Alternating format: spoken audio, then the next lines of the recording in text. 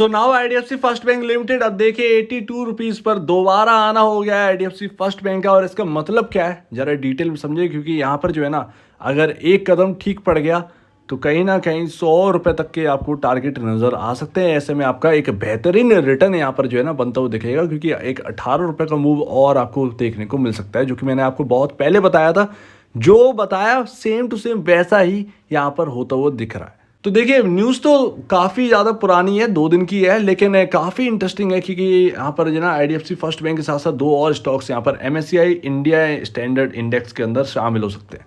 अब देखिए यहाँ पर आप अगर देखें तो अगर एमएससीआई इंडिया स्टैंडर्ड इंडेक्स में शामिल होता है आईडीएफसी फर्स्ट बैंक, तो यहाँ पर फ्लोज जो है ना वो यहाँ पर बढ़ते हुए नज़र आएंगे एफआईआईस के। इससे बढ़िया और क्या बात होगी, और यहाँ पर लिक्विडिटी यहाँ पर जो है ना आने वाली है, तो फिर यहाँ पर इससे बढ़िया और कुछ बात नहीं हो सकती। क्योंकि जैसा कि मैंने आपसे कहा है कि आगे जो आपका कोटक बैंक की जगह लेगी, आपका आईसीआईसीआई बैंक बनेगी, क्योंकि ये सारी बैंक्स अपनी जगह पर स्टेबल नहीं रहने वाली हैं, ये डबल हो जाएंगी, ठीक है ना। तो उनकी भी जगह लेने कोई आएगा और वो IDFC first bank, federal bank जैसी बैंक्स जो हैं वो यहाँ पर जगह लेने वाली हैं। तो तैयार रहिए, ये तो अभी थोड़ा सा नमूना है जो कि आपके सामने आपको देखने को मिला है। अभी तो बहुत बहुत बड़ा रिटर्न आना बाकी है इस स्टॉक के अंदर शेयर होल्डर्स के लिए। तो अच्छी बात यह है कि आईडीएफसी फर्स्ट बैंक ने एक बार टूटा जरूर था, जो कि मैंने आपसे कहा था कि 72 रुपये इसकी रियल वैल्यू। अब वो 72 रुपये का चक्कर क्या है मैं आपको बता दूंगा दोबारा, क्योंकि 72 रुपये आपको समझना चाहिए कि 72 रुपीज़ यहाँ पर आईडीएफसी फर्स्ट बैंक का एक बेसिक एक रियल वैल्यू इस वक्त निकल रही है फंडामेंटल के हिसाब से। आपका स्टॉक काम कर रहा है 82 पर, बट वो लिक्विडिटी और बैंकिंग में जो तेज़ी है उसकी वजह से है। इसके साथ साथ यहाँ पर जो है ना फ्लोज काफ़ी ज़्यादा, और यहाँ पर अब Q1 के नंबर आना स्टार्ट हो गए, तो आपके Q1 के नंबर कुछ ही दिन में आपके सामने आ जाएंगे, तो वो यहाँ पर जो है आपको बताएंगे कि आईडीएफसी फर्स्ट बैंक और आगे बढ़ रहा है। लेकिन उससे पहले काफ़ी ज़्यादा अगर आप बैंकिंग में देखें तो पी रेशियोज़ का बहुत बड़ा कमाल है, क्योंकि आप देखें तो पी रेशियो ना आपका एक्सिस, आपका कोटक अपने इंडस्ट्री पी से काफ़ी आगे बैठे हैं। तो मैं उन सब पर बात करूंगा, लेकिन अभी यहाँ पर फिलहाल है जो कंपनी है, जो अपना आईडीएफसी फर्स्ट बैंक स्टॉक है, वो यहाँ पर अपना 50,000 करोड़ का मार्केट कैप बचाकर चल रहा है। 54,072 करोड़ का मार्केट कैप इस कंपनी का है। अब देखिए पी रेशियो के बारे में बात करते हैं। स्टॉक का पी रेशियो इस वक्त 21.76 है, आपका इंडस्ट्री आपका 20.02 है। और आप इसके हिसाब से देखेंगे तो आपका कुछ लोगों का मानना हो कि आईडीएफसी फर्स्ट बैंक की वैल्यूएशन काफ़ी ज़्यादा स्ट्रेच हो रही हैं, जिसकी वजह से यहाँ पर एक भारी गिरावट आएगी। तो मैं आपको बता दूं 72 रुपये का एक रीज़न है, 72 रुपये पर एक रीज़न है, वो एक रीज़न आपको समझ में आएगा। लेकिन उससे पहले आप ये देखिए कि पी रेशियो क्या ये सस्टेनेबल है? बिल्कुल है। जैसा कि मैंने आपको बताया कि एक्सिस बैंक का पी रेशियो आपका 27 का है, 27 का पी रेशियो है। आपका कोटक महिंद्रा बैंक का पी रेशियो 25 का है। तो जब वो सस्टेन कर रही हैं, जब एचडीएफसी का पी रेशियो आपका 20-21 के आसपास का है, तो जब ये बैंक सपोर्ट अपने पी रेशियो को यहाँ पर जो है ना सपोर्ट दे रही हैं, अपने ये ऐसे पी रेशियोज एग्जिस्ट हो रहे हैं, तो आपका कोई बड़ी बात नहीं है आपका 21.76 का होना। 72 रुपये की वैल्यू क्या है वो मैं आपको बता देता हूँ। एक अच्छा पी रेशियो किसे माना जाता है? जब स्टॉक का पी रेशियो 22-25 के अराउंड हो, राइट। अब वो यहाँ पर इंडस्ट्री पी से ब्लो होगा। ज़्यादातर पी रेशियोज 35-37 के आसपास होते हैं, लेकिन हमारे बैंकिंग सेक्टर का 20 का पी रेशियो है, तो इंडस्ट्री पी है। तो यहाँ पर आप देखिए कि स्टॉक का पी रेशियो यहाँ पर 20 के एबव होना एक अच्छी बात नहीं होगी अगर हम इसके हिसाब से देखें, ठीक है। तो इसका मतलब ये है कि 20 का थोड़ा सा बिलो अगर होगा तो इसका मतलब ये होगी कि वैल्यूएशन स्ट्रेच नहीं है, वैल्यूएशंस अपने पीयर कंपैरिजन ठीक है, बढ़िया है। इसका मतलब है 18 या 17 का पी रेशियो होना कोई गलत बात नहीं है। 18 और 17 का पी रेशियो आराम से मामूली तरीके से यहाँ पर एग्जिस्ट कर सकता है। वैल्यूएशंस भी यहाँ पर ये कहें कि हम डाउन है भाई साहब, हम यहाँ पर एकदम ठीक जगह पर है। तो वही 18-17 के पी रेशियो के हिसाब से आपका 72 रुपये का रेट बनता है, जो कि फंडामेंटली एक अच्छा रेट है, एक अच्छा प्राइस है।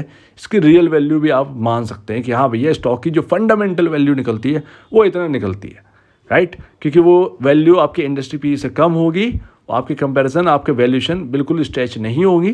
तो इस हिसाब से 72 रुपये का प्राइस सबसे बेहतरीन है। और वही बात आपका इंडस्ट्री पी भी आपका 18 का अगर आपका पी रेशियो होगा तो वो यहाँ पर ठीक ठाक यहाँ पर जो है ना मैनेज करके भी चलेगा। लेकिन कोई बात नहीं है, यहाँ पर मैंने आपसे कहा था कि मार्केट अगर चाहता है कि 100 रुपए का लेवल आईडीएफसी फर्स्ट बैंक के अंदर दिखे तो आपको कुछ चीज़ें नोट करनी पड़ेंगी, और उन चीज़ों को नोट करने के बाद अगर आप उन चीज़ों को देखेंगे, अगर वो सारी चीज़ें हो रही हैं, वो सारी बातें आपको दिख रही हैं आईडीएफसी फर्स्ट बैंक के अंदर होते हुए, तो फिर आपका डेफिनेटली 100 रुपीज के तरफ ये स्टॉक जा रहा है। तो अभी देखिए आईडीएफसी फर्स्ट बैंक का चार्ट है आपके सामने, और यहाँ पर ध्यान रखिएगा बहुत सारी बातें हैं जो कि आपको देखनी है।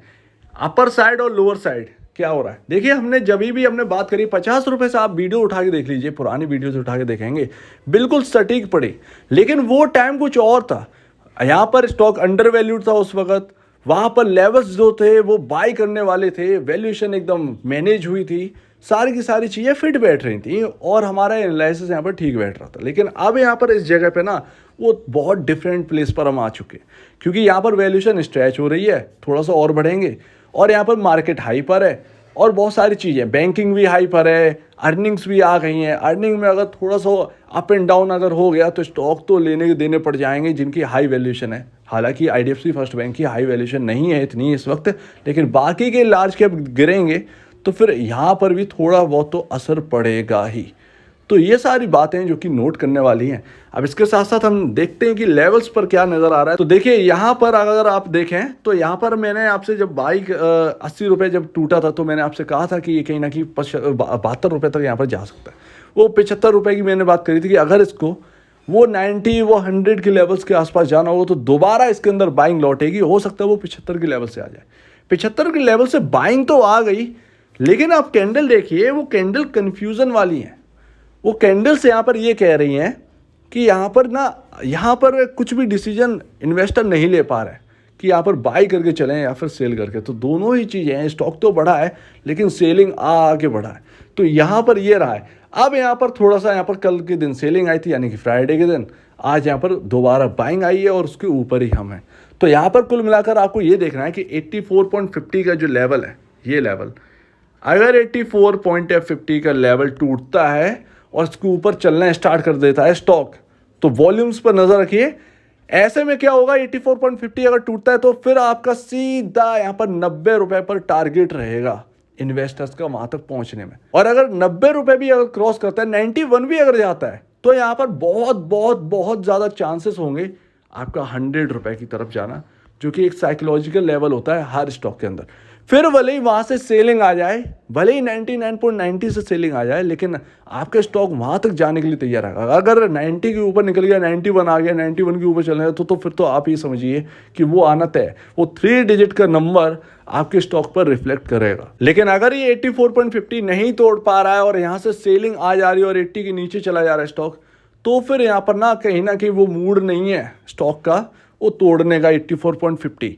या तो वो फिर वेट करेगा यहाँ पर, या फिर ये वापस यहाँ पर डाउन आएगा। ऐसे में वो 75 का एक रेंज रहेगा, 75 रुपये। अगर ये 75 का लेवल टूटेगा इसके अंदर, तो ध्यान रखिएगा कि वो 70 के लेवल तक जा सकता है। और अगर इसके अंदर 70 का भी लेवल अगर टूट गया, ये लेवल अगर टूट गया 70 का, तो फिर यहाँ पर रास्ते खुल जाएंगे भैया इसके 61 तक के। पॉसिबल है ये कि 61 की तरफ रुक कर दे और 61 की तरफ फिर कहीं भी सपोर्ट ले ले। लेकिन मैं आपसे कहूँगा कि 72 के नीचे अगर ये स्टॉक गिरता है या चलने लगता है, तो फिर आप ध्यान रखिएगा कि ये अंडर वैल्यूड में आ जाएगा। ऐसे में अपॉर्चुनिटी यहाँ पर ढूंढनी है लॉन्ग टर्म वालों को, शॉर्ट टर्म वालों को। तो ऐसे आप यहाँ पर काम करिए, इन लेवल्स को यहाँ पर ध्यान रखिए। बस 84.50 टूटे, उसके ऊपर चलने लगे तो 90, और 90 के ऊपर निकले तो समझिए 100। लेकिन वो वैल्यूएशन स्ट्रेच हो जाएगी, सेलिंग तो आनी है। फिर वो नज़र रहेगी Q1 के। अगर Q1 के नंबर अच्छे आ गए और वो पी रेशियो एडजस्ट हो गया तो फिर ठीक है, सस्टेन कर सकता है। अदरवाइज सेलिंग आएगी उसके बाद। तो फिर इस बात को भी ध्यान रखिएगा, हायर साइड हमारी स्ट्रेच होती जाएगी वैल्यूएशन यहाँ से। तो Q1 यहाँ पर स्टार्ट हो ही गए हैं लगभग, और यहाँ पर थोड़ा थोड़ा धीरे धीरे करके अगर चलेगा स्टॉक तो कोई दिक्कत की बात नहीं। आपका Q1 अच्छा आ जाए, आपका पी रेशियो एडजस्ट हो जाएगा नंबर्स की बदौलत, फिर आपकी वैल्यूएशन यहाँ पर और बढ़ने लगेगी। फिर यहाँ पर और ज़्यादा चांसेस हो जाएंगे आपके चलने के स्टॉक के। तो यहाँ पर 3 डिजिट ना सबकी निगाहों पर है, और 3 डिजिट में सबको ये स्टॉक देखना है। तो इसकी तैयारी कर लीजिए, इन लेवल्स पर नज़र रखिए बस, और कुछ नहीं। और जब एक्सिस बैंक का पी रेशियो सस्टेन कर सकता है तो हमारा भी कर सकता है। अगर स्टॉक बढ़ेगा तो पी रेशियो सस्टेन कर जाएगा, उसमें कोई दिक्कत की बात नहीं है।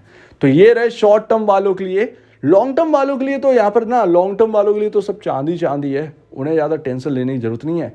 लेवल्स तो शॉर्ट टर्म वाले के लिए होते हैं, क्योंकि शॉर्ट टर्म वाले 1 महीने रहते हैं, 2 महीने, 3 महीने, 4 महीने, ज़्यादा ज़्यादा 6 महीने, तो वो यहाँ पर रहते हैं, तो उनके लिए लेवल्स इंपॉर्टेंट होते हैं। लेकिन लॉन्ग टर्म को तो सिर्फ और सिर्फ बाइंग अपॉर्चुनिटी से मतलब है, तो आप लेवल्स के हिसाब से बाइंग अपॉर्चुनिटी देखिए, उसी हिसाब से आप अपनी स्ट्रैटेजी बना के चलिए, तो बस।